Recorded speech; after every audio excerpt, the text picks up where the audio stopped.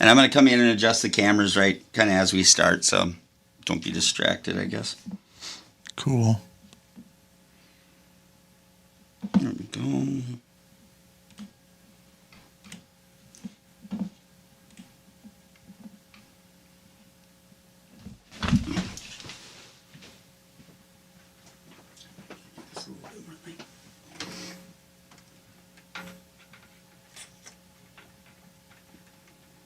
Okay.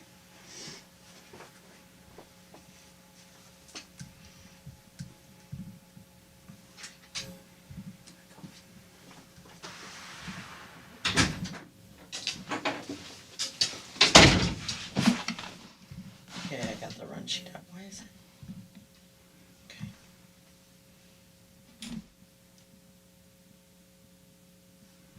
Support for Wrong About Everything comes from Minnesota's credit unions. Credit unions are locally based, member-owned financial cooperatives that return earnings to members through higher savings rates, lower loan rates, and reduced fees. Visit mncun.org for more information.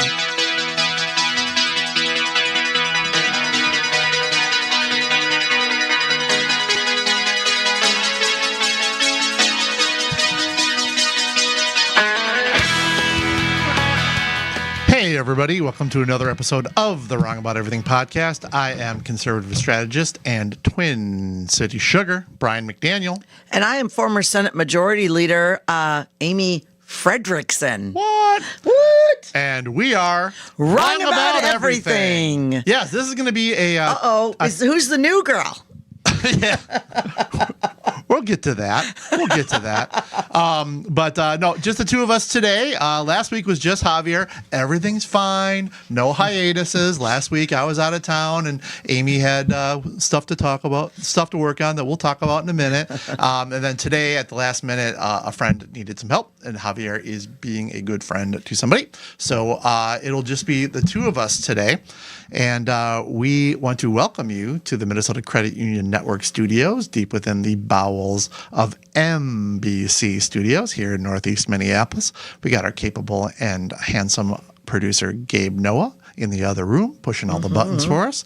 And we hope that you're watching us on YouTube. So Give it a try. Please. We love it when you listen to the podcast, but the video part just adds a whole other element, and we'd love for you to like and subscribe and send our YouTube link to a friend, a neighbor, a total stranger, and we would appreciate that. Yeah. We also have a new sponsor. We want to thank our good friends at the Minnesota Licensed Beverage Association. Since 1952, the Minnesota Licensed Beverage Association has been helping licensed beverage retailers in the state of Minnesota with information, resources, educational programs, and government affairs services designed to promote and protect their business. All of our member retailers understand that with the MLBA, you are not alone. And last, but certainly not least, are our good friends at Bradshaw and Bryant. Bradshaw and Bryant, their entire team of attorneys and staff is dedicated to providing the legal advice you need combined with the service and personal attention you deserve. If you have questions about how they can assist you with a personal injury, wrongful death, or criminal defense matter, do not hesitate to contact them. Consultations are free. Please contact them at 800-770-7008 or at minnesotapersonalinjury.com. You know who texted me happy birthday today? Because also, today's my birthday. Yeah. What a week I'm having. Mike Bryant did. Oh, that's very Now, nice. yep. Now I don't have need personal injury or criminal matter at this time. Day's not over yet. Nope. But it was very nice to hear from him and to get that. So We haven't there had you him go. on the show in a while. We got to get him back on. Yeah, It's yeah. not like there's no legal Right, things it's not going like there's on. no legal thing. Yeah. So you said it. Big week for Amy Frederickson. It is. Amy for- Frederickson is for having a for chance. for anybody who maybe hasn't been following, the Amy Koch greatest hits. This weekend we had a little event that made us Amy Koch no longer. I know. So I got married. We've been talking about it. In fact, he's here. If you're watching on YouTube, He's right there. come on over. You can. Get over here. You've been. We also had a segment called Who's on the Couch, and Yeah. it was Clint. But Just come pop, on. just pop your head in. Just pop head in. Hey, baby. There, say hi. Hello. Yeah. Thank you. Got a beautiful torso. So Clint and I, we got married on Saturday, October 4th. Brian and Jenny were in attendance. Yeah. Javier and John Stiles were in attendance, along with Allison and- Allison.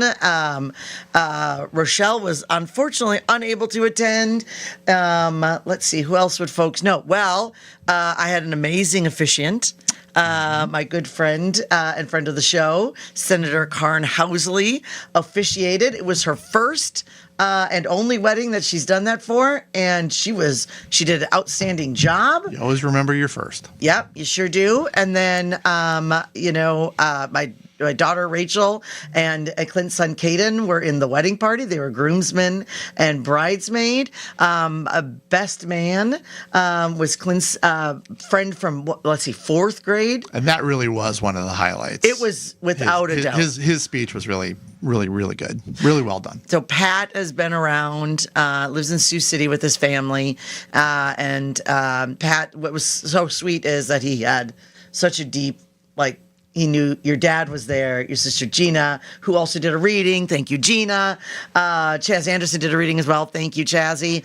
But he was able to talk about that and talk about your mom. My sister Natasha was the maid of honor, so thank you, Tashi. And she also did just a beautiful speech and included mom as well. Both our moms were unfortunately not able to attend. Both our dads were there, so we love you both. Dad walked me down the aisle, which was incredibly special and very important. And of course, your dad Mags was there giving hugs and loves the whole day. So, Well, and as is his way. And the most important thing that came out of the wedding was the incredible coincidence that Clint's dear mother, Luana, has the same name as my wife's mother, Luana Beerline. And Luana Beerline has only met one other Luana that spells it the same way her whole life. So she was excited. at the pumpkin patch last night at the zoo,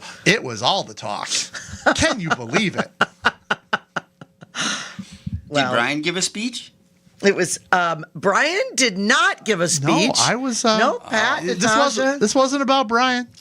It's always about Brian. That's not true. I think it was about me that I just was happy to be there and happy to see everybody do what they were doing. It was hot but windy, so it was very tolerable. Yep. And I think everybody had a really good time. There was one part though. Uh-oh. So from the time we sat to the time that you came, one couldn't help but entertain the thought, runaway bride. No, okay, so no, that was ridiculous. So No, it I wasn't. tried to get the wedding party. I told him, be here at this time and we'll all walk down. I'd given them the order of entrance. They were lined up as the order of entrance, but I was trying to get the crew down and walking, and they were just a little slow. Plus, my dad, struggles a bit. He's having some memory issues, and so it was just hard for him to kind of know that it was okay and to get going, and you don't want to rush him and push him. So there was not a moment's hesitation except for getting my bridal party down the path and into the tent. So I apologized to him. I guess I didn't even know.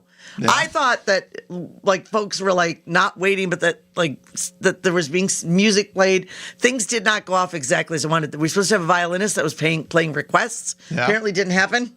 Apparently the same song got played 4 times. That increased the anticipation that you were close. Maybe someone just kept requesting that same song. Yeah. He did such a good job. I want to hear that again.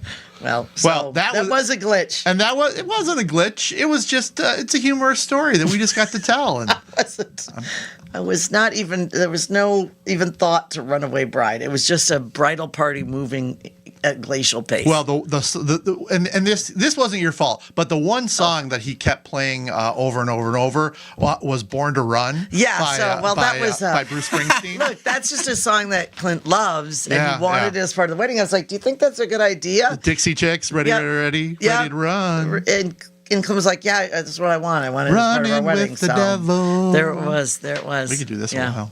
Any Run around, like insights about what it's like getting married a second time for someone who might be, doing that? Like, is there a difference to you? Like, was there a big difference? You never forget your second wedding. Yeah, Yeah, right. well, it was such a lovely day, and it was all about. I thought did a good job of keeping it like about us and about not about the trappings of everything, but about what we wanted.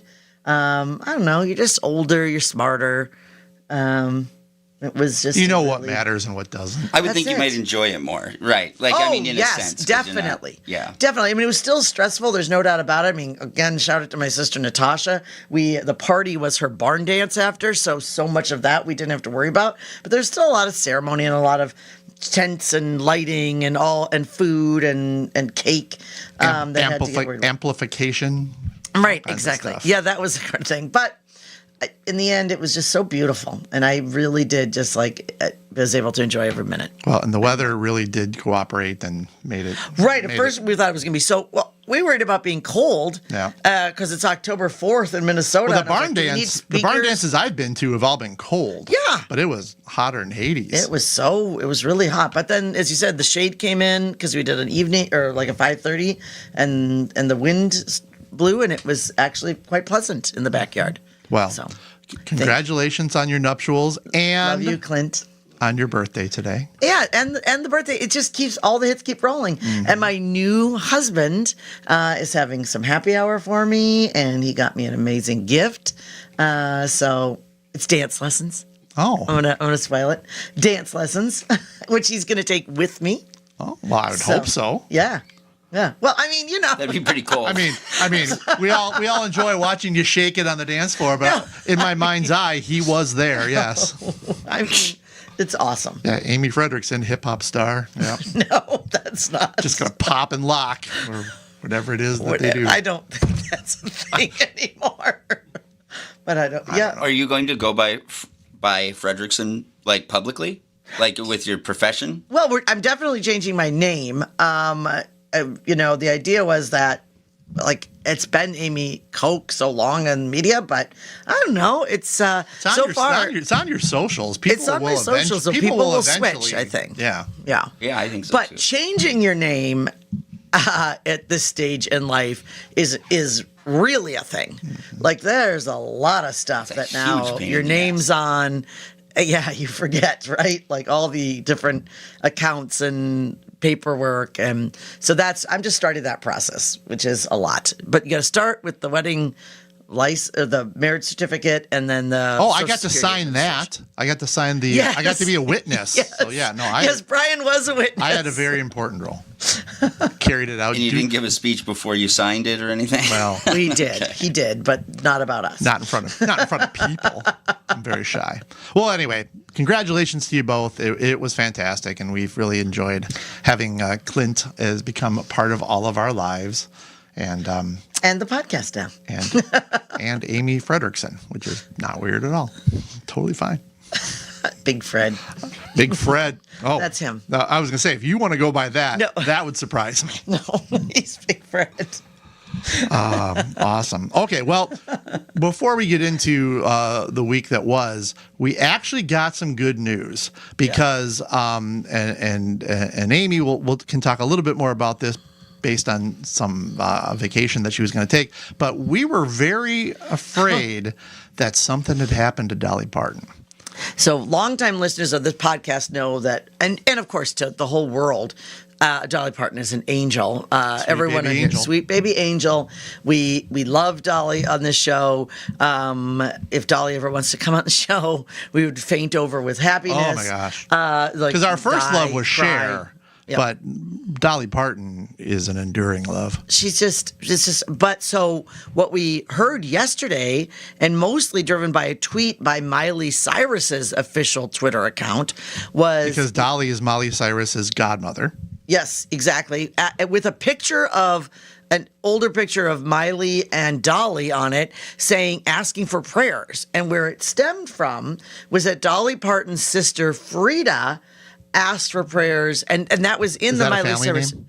Frida? Yeah. I think so. Yeah. I don't know. I'm guessing. And actually Miley Cyrus's account, I don't know if she's doing whatever, referenced, oh, well, her sister is asking for these prayers. So a couple things have happened.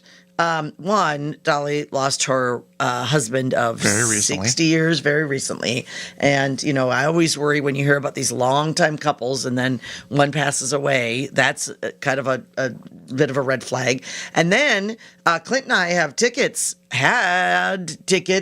to Dolly Parton, who was going to be doing what do they call it? A residency? Residency, yeah. A residency at the Caesars in Vegas.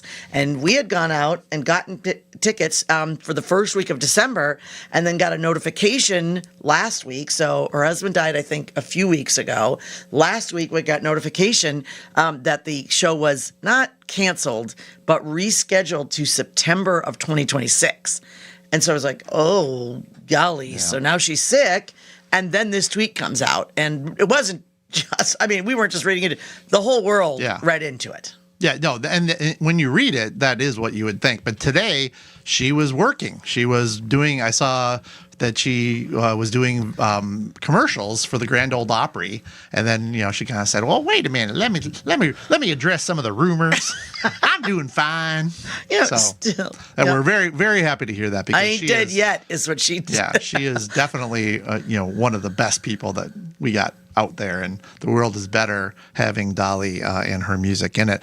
And this happened to me with Ozzy Osbourne, where Ozzy fell off a stage and broke his leg, so I couldn't see him. Then when it got rescheduled, COVID happened, and then I ended up never getting to see him. I saw him with Black Sabbath, but I never got to see him doing his own stuff. Oh, and I will eternally be regretful of that. Well, look, if she's gonna kick it to September, we'll make it happen. Mm-hmm. But yeah, it scared us. You said it's at Caesars? It's at Caesars. Okay, very cool. Yep. Very cool. Come on, Dolly. Well, I don't know, but she did look good today. So well, big prayers to Dolly. Prayers. The world cannot lose Dolly. No, not now. Not now. Not now. Okay, let's start talking about some national news, and I have some consternation. Yeah, you said this. This has been with keeping the world, and it really kind of came to a head yesterday. And let me just set this up a little bit. So yesterday, Amy Allison and I were at a new event that's kind of loosely tied to the Star Tribune, or maybe closely tied. I don't know, but it's called the North Star Summit.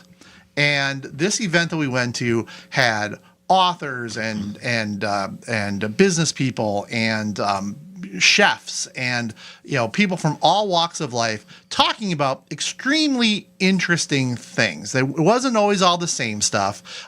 Some of it was diversely different. The thing that just knocked me on my ass was the guy who was talking about how they 3D print Walmarts now. It's wild. Houses. They I get 3D printed. I have no skill. My hands, Clint can come and check.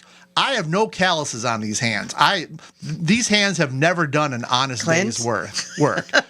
Touch my hands, Clint.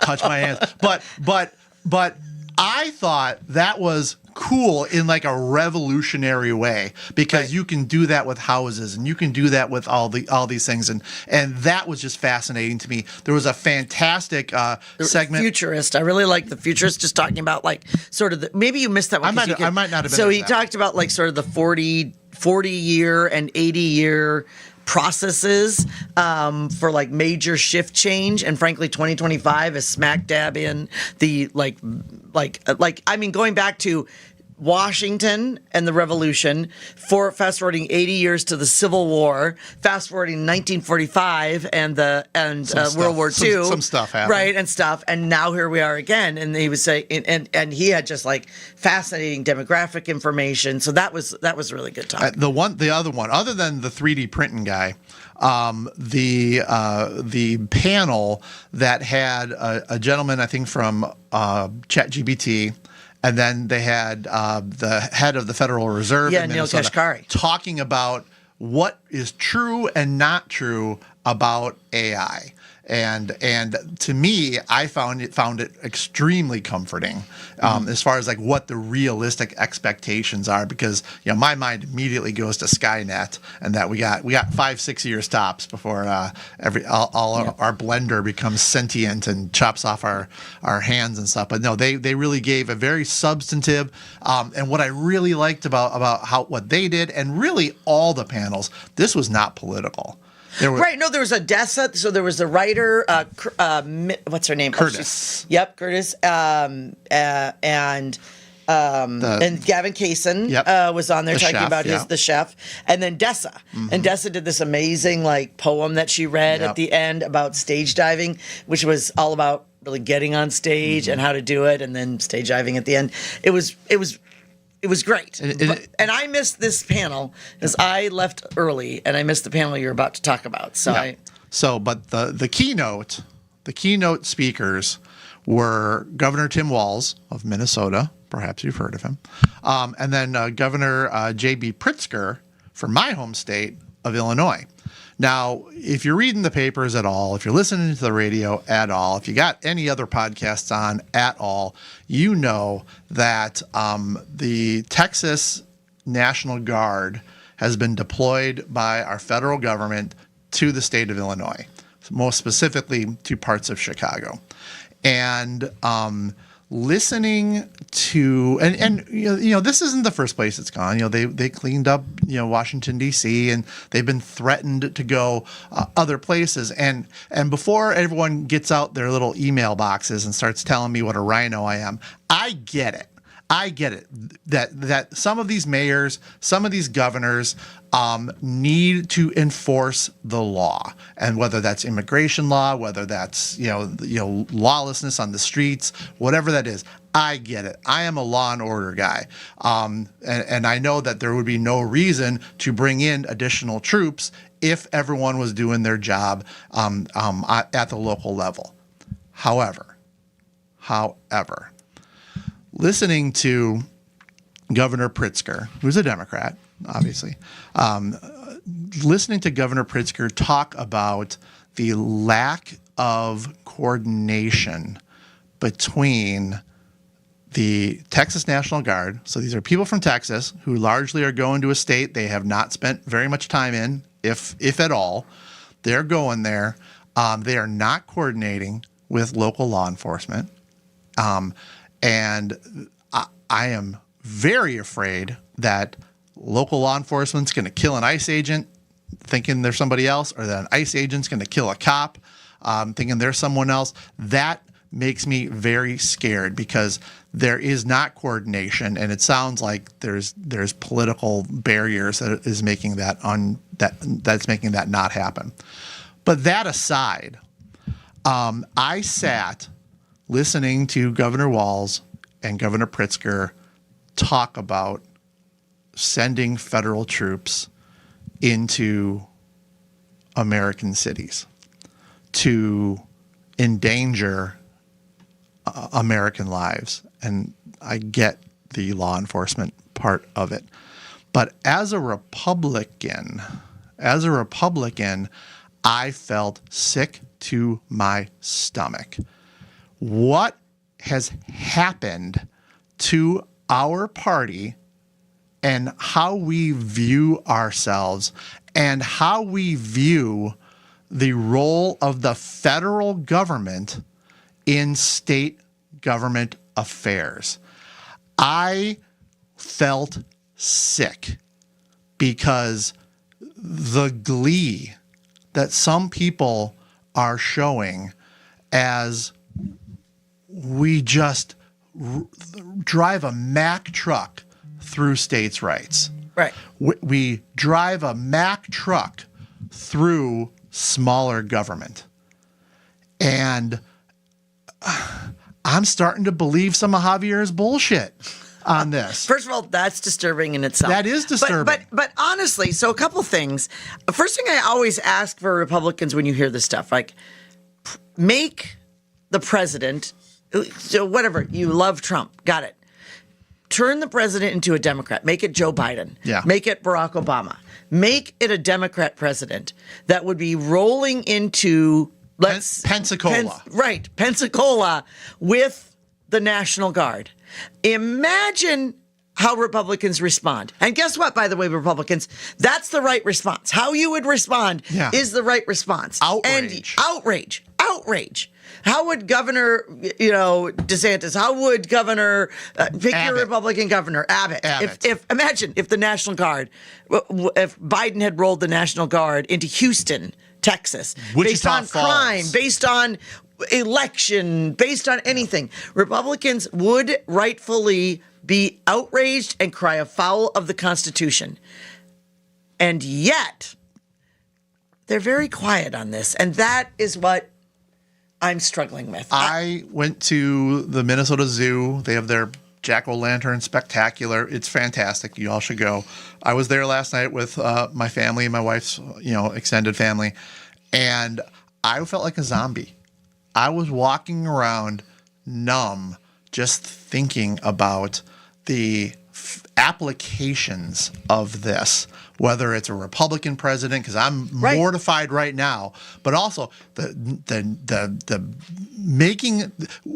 allowing there to be this imperial presidency. That's not just Trump. This has been a long time coming. Right. With executive orders, the ramping up of executive, we've talked about this on and on and on. As someone who teaches this at Concordia, I can tell you that this is a modern presidential problem. This is not what the presidency was up till FDR in the 50s before he died.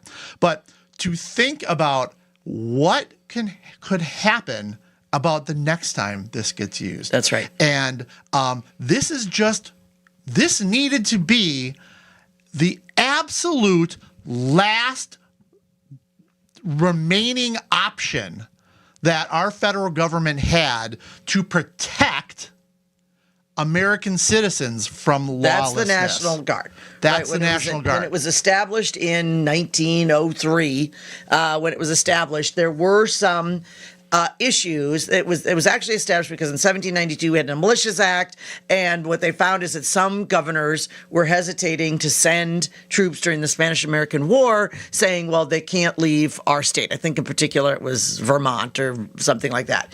And so they established that there are certain points where they will federalize the National Guard, and the National Guard will indeed receive money from federal dollars. So it isn't, I'm not saying there can't be moments, but there are very specific outlines of that. And also, what you don't have is, I don't believe it's the Illinois National Guard that's going into Illinois. It's not. It's Texas. The Texas National. So Governor Abbott has said, yes, take my National Guard and go do this.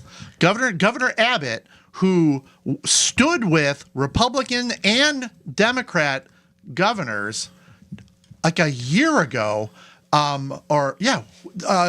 against Joe Biden, who wanted to take Space Force out of the. I don't remember exactly what it was, but it was like Space Force was part of, I want to say, the Air Force or something like that, and he was taking it out to make it its own thing, and everyone said that was inappropriate for these same reasons. Now that's different as far as life and death type stuff. But either we believe in these things or we don't. Right. That's and the thing. If we are going to say when a Republican does it, it's fine. When a Democrat does it, it's bad. Then that is not political courage. That is political convenience. And the one of the other speakers, I want to say it was Houston White, said that to have true courage, you have to have consistency. Mm-hmm. Which, I'm not going to claim that I'm that, but it's true that if you're willing to blink on, blink off with your, whether it's compassion or whether it's your outrage or whatever it is, then that's not courage, that's convenience. And we are losing what it means to be a Republican, what it means to be a conservative, if we all of a sudden just say, well, we got the orders from on high that this is what we're doing. No, they work for us. Right. They get elected by us. We tell them what we want them to do for us. And the second we stop doing that, then all the bad shit that Javier talks about, it's going to start happening. And maybe it's not Trump. Maybe it's whoever's after Trump or the person who's after Trump. But we are laying the groundwork right now for really, really, really bad things coming from the federal level down to the states. Because it I'm always gets outraged. worse. It always gets worse, by the way, too.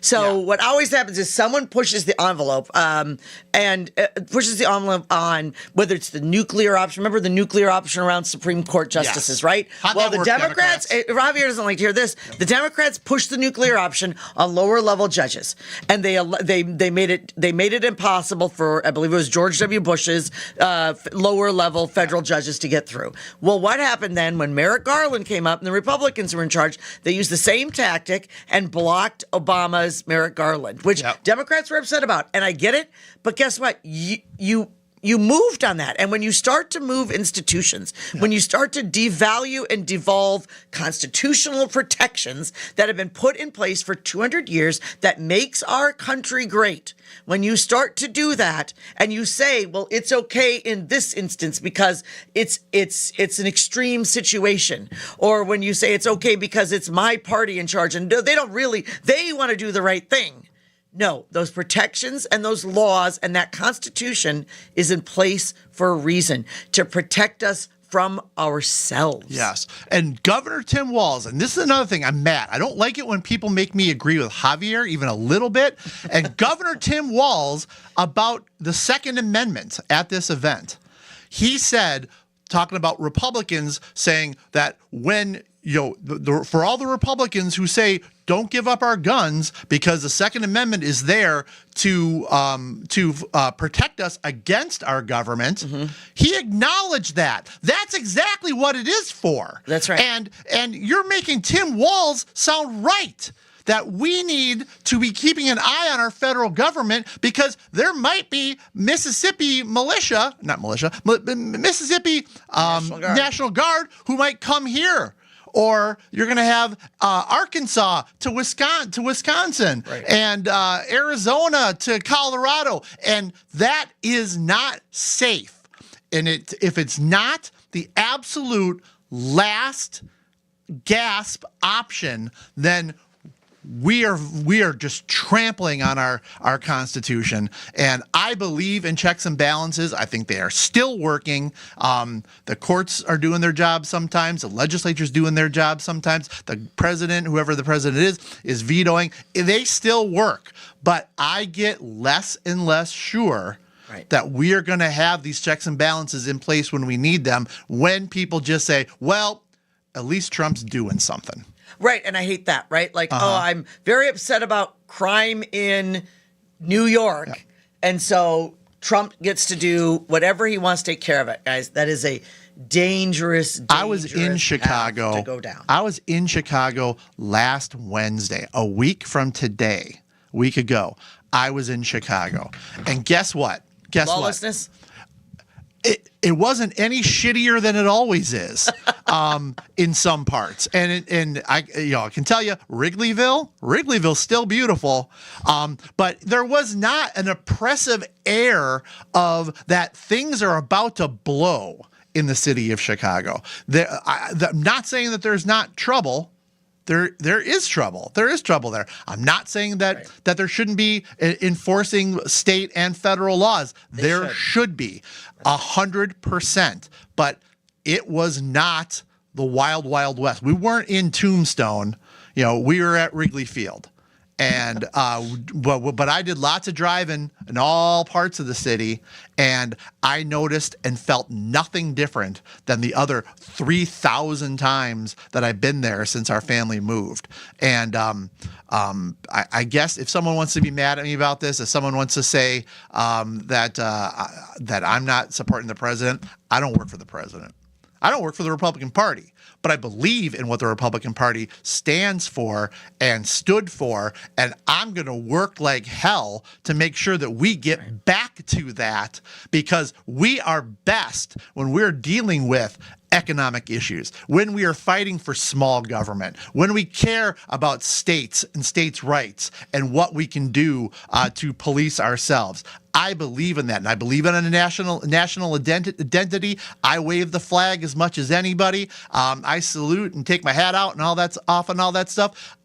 But right now, I am feeling as low as I've ever felt about our institutions of government, about what's happening. This scares me. I don't like it politically. I don't like it as just a citizen of the United States of America. Well said. Well, right. on brighter note, the federal government's been in shutdown for now a week. Yeah. The Senate took another vote today. So what's been happening is obviously they reached a budget impasse. They cannot pass the continuing resolution. And it should be pointed out because I'm going to be very fair about this, right? There's a lot of finger pointing, but in fact, it is good to remind folks that the Republicans have the majority in the House and they have the majority in the Senate, and so the Senate Republicans are saying this is Chuck Schumer, that he's not giving votes to move things forward. They've had 6 votes now, and indeed the Democrats haven't. However,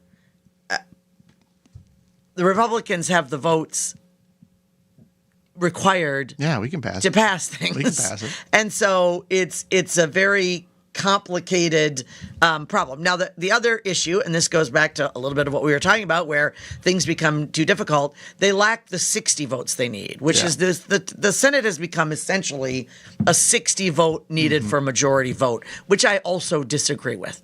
Because 1, nobody crossed the aisle. 2, it has to be filibuster proof now on most things that they do. Unless you have cloture. Right.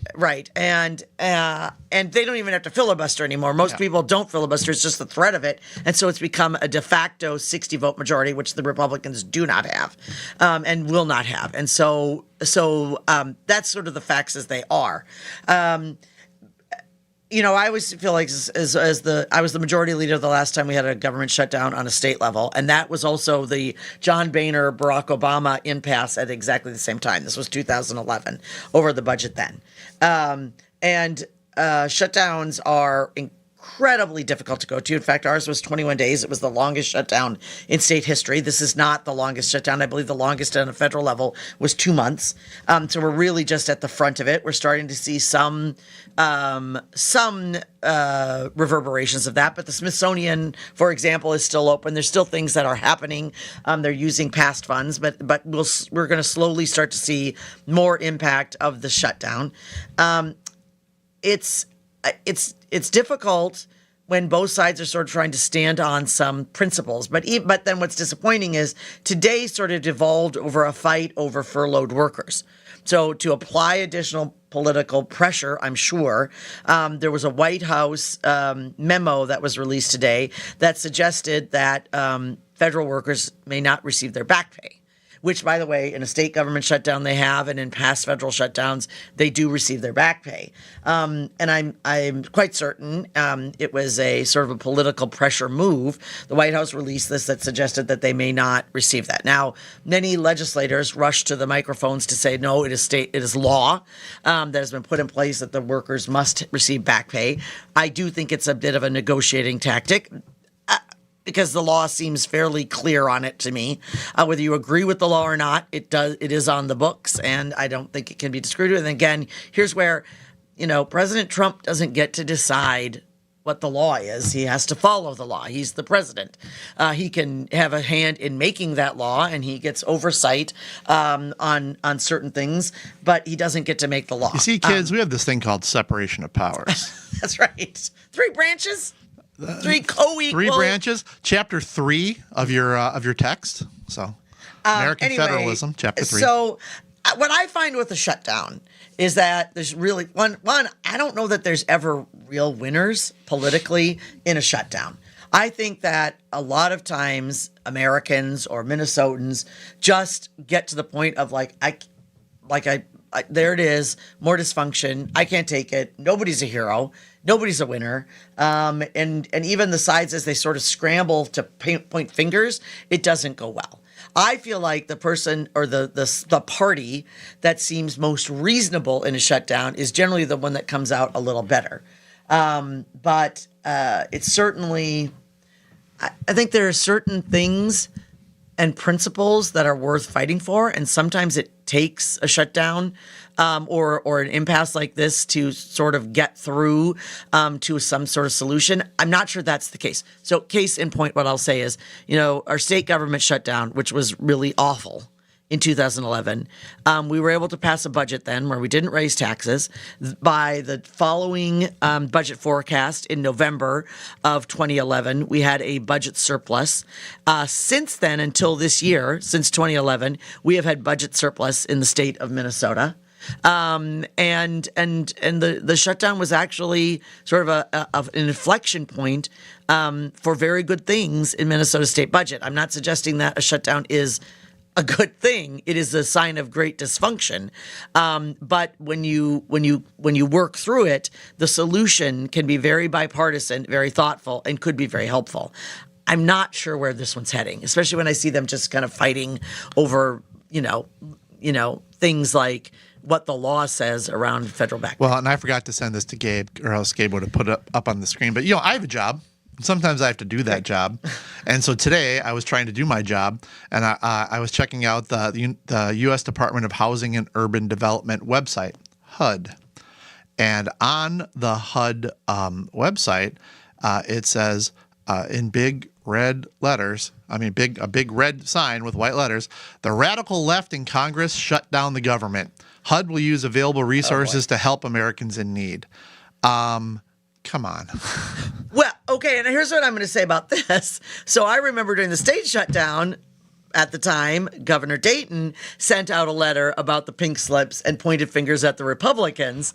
And then we responded with a letter. The majority leader or speaker, Kurt Zellers at the time, Republican, and me as majority leader, sent a letter, our own letter, to the state workers. And Governor Dayton got very upset and said we had no right. Well, the legislative auditor begged to differ and came in and said we have every right to do that. So that's not unprecedented. These political games happen. Politics is part of politics, and I'm not trying to be naive or stupid or pure or anything like that.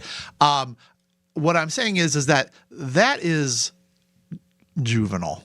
It's unbecoming of people of these high stations, because you should make your arguments to the American people to try to put pressure on the left or pressure on the right to try to shut this down, because in the shutdown that you're talking about, ultimately it's pressure from the people saying we want these services to be back online or whatever it might be. That is how this is supposed to work. This is just nana boo boo and sticking your thumb in someone's eye, and we need to know that there is a steadier hand on the rudder of our government than what this tells me. And I'm disappointed in this. Not in the message, but in the method of the message. And that makes me upset. Yeah, it was the people's pressure. Governor Dayton then went out on a forum. He was having some public forums about 19 days into the shutdown, and he received so much backlash. He came back and said, "Okay, we're not going to raise taxes. We're going to pass a budget." We basically went back to the deal that we had on June 30th before the shutdown happened. Javier likes to call that the Amy Frederickson shutdown. No. It's the Governor Dayton shutdown with a little help from Amy Koch, and I don't know who that is anymore. All right. Well, you know what? I'm sick of talking about national stuff. So let's talk about Minnesota, because you know what? In Minnesota, we got it all figured out. Well, we got it all figured out. We have an election. Governor Walz, who I was just probably as nice to today as I've been cumulatively over his 8 years as governor, but he is very vulnerable. And if the Republicans can identify and nominate and let them get through the primary someone of substance and character and all of that, I see where you're going with this. We have an extremely good chance of the Republicans taking back the governor's office from the Democrats. And there is a new entrant. There's a new entrant Mike Lindell, my pillow guy. Yes. So, I think that Mike Lindell just perpetually likes news stories about Look Mike at me. Lindell. Maybe it helps sells pillows. I don't know. He sees some sort of financial gain from this, but he definitely told the Minnesota Star Tribune that he is about 99% of the way there, and he would run his platform on common sense and secure elections, because nothing says common sense like Mike Lindell. And Come on, Republicans. And obviously, he's not the only one running, and he's not the front runner, and it's not going to be Mike Lindell. But this is the type of nonsense that makes all of us look bad. Royce White makes all of us look bad. Mike Lindell makes all of us look bad. And you don't have to agree with Scott Jensen. You don't have to agree with Kendall Qualls. You don't have to agree with Kristen Robbins and who else might be running. But they at least have not embarrassed Right. the state of Minnesota the way that people like Mike Lindell has. And he is not a Republican that would lead Republicans. He is a Republican that would just wait for his orders. And that is unacceptable to me. And I know that we have respectable people that are in the race. I'm going to support them. I'm going to work for them. And I'm going to, hope real hard that we can get them across the finish line. And I think there's probably a few more coming. But Mike Lindell, having him be part of the soup does not make it good soup. Makes it murky. Also, by the way, he'd moved to Texas. He very famously moved to Texas because he'd had it with us, and now he's reestablished residency. Maybe Nothing Minnesota he was loves more than maybe a he was carpetbagger. deployed here. Right. Maybe, I don't know. Right. Probably something similar to that. All right. All right. Silliness. Let's go to plugs. What you got? Oh, you can catch Brian and I on the BS podcast every Tuesday. I think that's really Al all Travis? I've got. Al Travis? Oh, of course. Al Travis every other Friday. We get to do a longer form, either Brian or I interview with Al Travis, and that you can catch on a variety of radio stations across the state as well. So shout out to that. All right, I have a few things. Hopefully some of you have seen that friend of the program, Carla Bigham, and I have been trying out a little Wrong About Sports program. And Gabe has been helping us with that, and that's been a ton of fun. On Mondays, we kind of talk about the weekend of football. We have very much a focus on the NFC North, but not just. And we have talked about baseball and golf and other things. It's a Ryder lot. Cup. The Ryder Cup. That's golf. But we've had a good time with it. And I think what are we saying? Is Spotify the best way to get it, Gabe? Spotify right now, but now we'll have YouTube this week. All right, we're going to have YouTube this week, but Spotify for the past shows. They're fun. They're funny. We hope you give us a listen and a like, and send it to a friend, send it to a neighbor, send it to a total stranger. And there's a playlist on the Wrong About Everything YouTube page as well. Awesome. By the way, yes. On the 17th of October, I'm going to be doing comedy at the Rusty Bumblebee in Blaine. Oh. And then also I will be doing I will be on Almanac this Friday. I haven't been on Almanac in a long time. Oh my gosh. They've been asking. I appreciate it. They've been asking, but I've been busy and having concerts and being out of town and stuff. now you're gonna be on. Very glad to be on there so I can hopefully have more restraint than I showed on today's program. And an encore performance at the Rusty Bumblebee. Yep. That'll be your second time. They can't get enough of you. And then friend of the program here, Shannon Watson, she has her Purple Party Oh. in November, and I'm going to be performing there as well. Oh my gosh! De- Shout out de- to friend of the program, Shannon Watson. and the Purple Party. Details to come. Okay. And with that, let's go to Spanks and Thanks. All right. Well, I will start off. So my spank goes out to, I think it's White Bear Lake school officials for a really bizarre story coming out of White Bear Lake, wherein a 22-year-old man was able to enroll in school, attended 19 days of school, joined the football team, went to at least 3 practices. It would be sort of funny. You said he's trying to 21 Jump He's trying Street. to jump street them. So I don't know what kind of drug deals are going down in White Bear Lake schools. Oh, there he there it is. That's No, not. no, that's not really him. But I can't believe they fell for that. yeah. Seems so obvious. Hello, here. fellow kids. But obviously the parents are very up in arms because this man was able to have access to all the children. He enrolled under a federal law, which allows for homeless youth to enroll with less documentation. Yeah. So he didn't need to have a residency requirement, and he didn't have to have an academic record. He did have to have a birth certificate, which the White Bear Lake officials said he provided. It looked official. It had stamps. It had a watermark. Stamps. It had stamps Stamps. and a watermark. Okay. There's Johnny Depp. Is that a picture, Gabe? that might be him. Or is that no? That's Johnny Depp. Is that Johnny Depp? No, that's Johnny No, Depp, I think but- it. Yeah, I'm not sure. How many but bracelets does he have on? I guess he busted a few drug dealers though. That's Right. No. Well. we like did that. he? We Well, like that. there you go. No. No. He'll always be Grossy Josie to me. Anyway. Never been kissed. So I guess White Bear Lake school officials. Come on, do better. You're spanked. The parents have a right to be very upset. Yes. This was It's 20 dangerous. days. This is It's dangerous. incredibly dangerous. There's no reason It's- for him to do this for any kind of good or positive in reason. this there's no reason, No right? reason. It's only bad, and schools are already it's just also parents are already super on edge for every good reason, and so do better. He should come Have to they actually charged him with a crime? No, they have is not. it They're illegal? investigating, Yeah. so it's a little Okay. unclear. There's nothing out that I could find about what he's saying about why, and also they have not charged him, which is unusual. Well, 'Cause- if he wants to audit my class, I will accept him. Yeah. Because talk about alarming as far as like putting up a signal that you're a dangerous person. You know. Yeah. Yeah, seems like it.